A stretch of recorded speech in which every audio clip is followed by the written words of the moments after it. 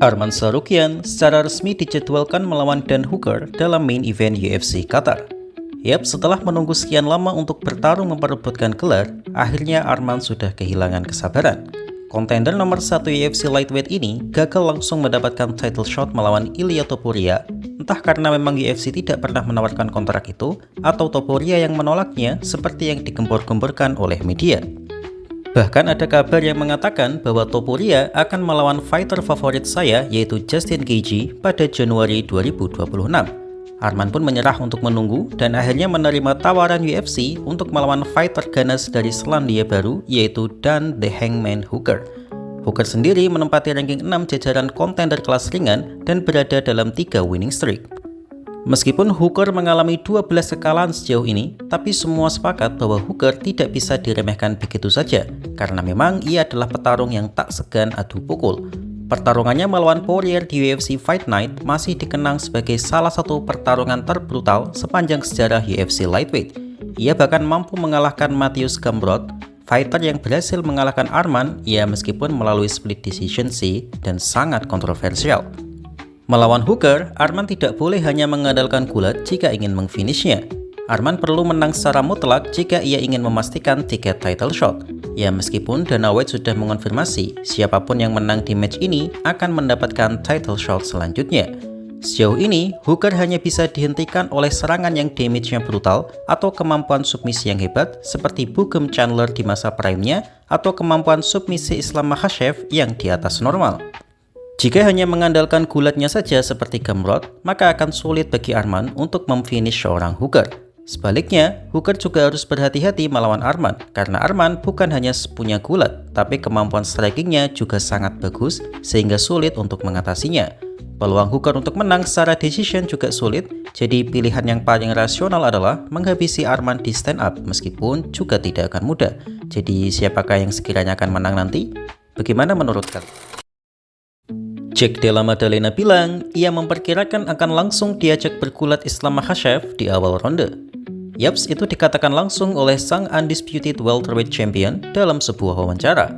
Wartawan bertanya, bagaimana JDM akan menebak tentang game plan apa yang akan diterapkan oleh Islam Makhachev nanti?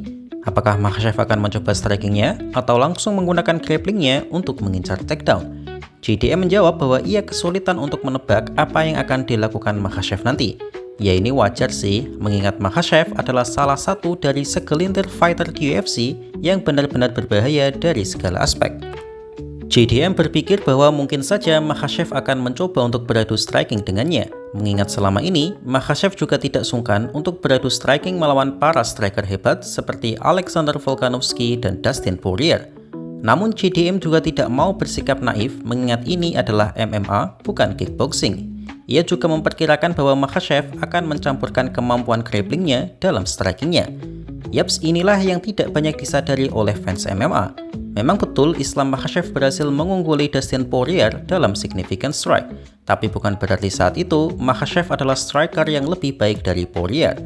Dustin Poirier tetaplah lebih baik dalam hal striking murni, tapi Poirier tidak bisa lepas dalam beradu striking karena Makhachev dengan sangat baik mengkombinasikan kemampuan grapplingnya ke dalam strikingnya sehingga membuat fokus Poirier terpecah akan ancaman takedown Islam Makhachev.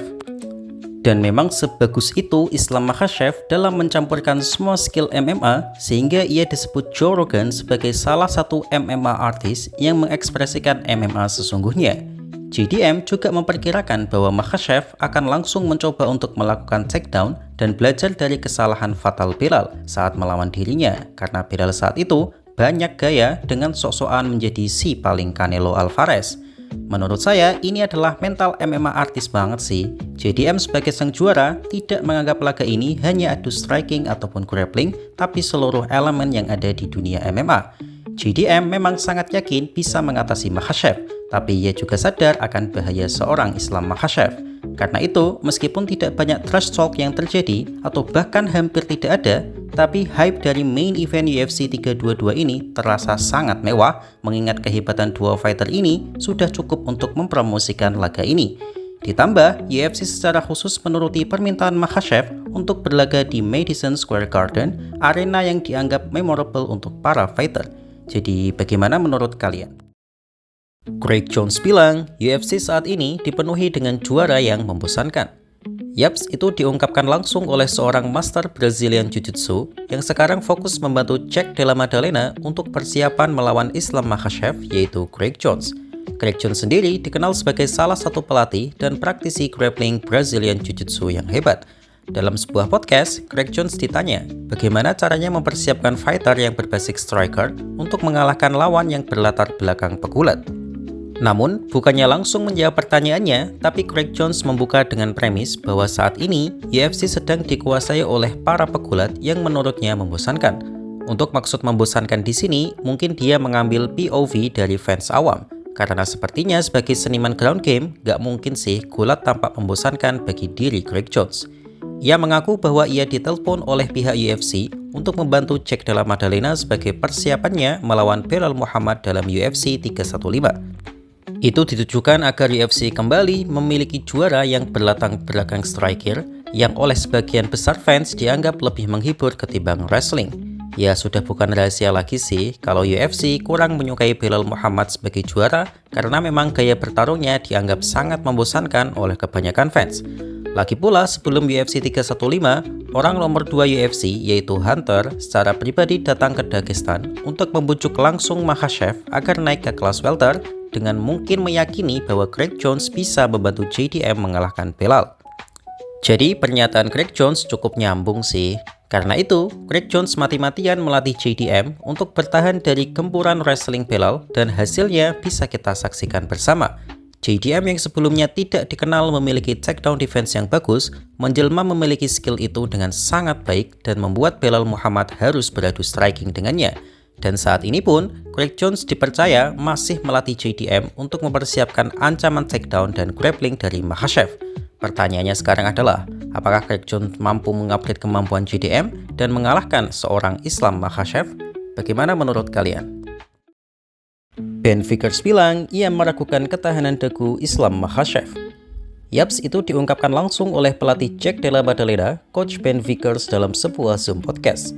Ben mengatakan bahwa kita semua tahu sebuah fakta, jika Jack Della Maddalena mampu mendaratkan pukulannya ke rahang lawan, maka lawannya akan oleng karena pukulan JDM sangat berat dan presisi. Dan memang sejauh ini betul sih, kebanyakan fighter akan langsung oleng dan mencari posisi recovery. Ini juga pernah diungkapkan langsung oleh Gilbert Burns bahwa simple jab dari JDM saja sudah mampu membuat pusing kepalanya.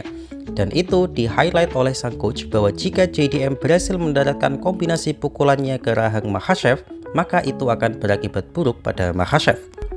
Ben juga meragukan apakah Makhachev memiliki ketahanan dagu yang kuat seperti Belal atau tidak, karena yang membuat Belal masih berdiri sampai akhir ronde adalah murni ketahanan dagunya yang bagus. Dan jujur saja untuk aspek ini saya setuju bahwa dagu Belal Muhammad lebih kuat dari Islam Makhachev. Apalagi sang coach mengatakan JDM adalah fighter yang sangat menikmati pertandingan di oktagon dan tidak segan untuk menyiksa lawannya. Lalu apakah ini adalah omongan besar semata? Ya sebenarnya ini cukup realistis sih, tapi masalahnya memukul Makhachev tidaklah semudah itu karena kuda-kuda Makhachev adalah southpaw dan itu berbeda dengan Belal Muhammad. Terlebih lagi, Makhachev jauh lebih bagus daripada Belal dalam hal urusan striking dan counter strike dari Makhachev juga tidak bisa diremehkan. Memang di atas kertas JDM lebih unggul dari sisi striking, tapi level change atau ancaman takedown dari Makhachev yang begitu nyata pasti akan mempengaruhi konsentrasi striking JDM. Sama seperti saat melawan Dustin Poirier. Walaupun Poirier memiliki boxing yang lebih baik, tapi Makhachev berhasil melampaui strikingnya karena dikombinasikan dengan ancaman takedown yang benar-benar berbahaya. Memang betul ketahanan rahang Makhachev tidak sekuat Belal, tapi tidak bisa dikatakan juga bahwa Makhachev memiliki rahang yang kaca, mengingat ketika bertarung melawan Volkanovski dan Poirier, Makhachev mampu bertahan dari serangan mereka meskipun berakhir babak belur sih. Dan pertanyaannya adalah, apakah JDM mampu mengatasi kepanikan ancaman takedown dari Makhachev dan fokus untuk memberikan serangan brutalnya, atau Makhachev yang dengan paket komplitnya mampu membingungkan JDM dan mendominasinya? Jadi bagaimana menurut kalian?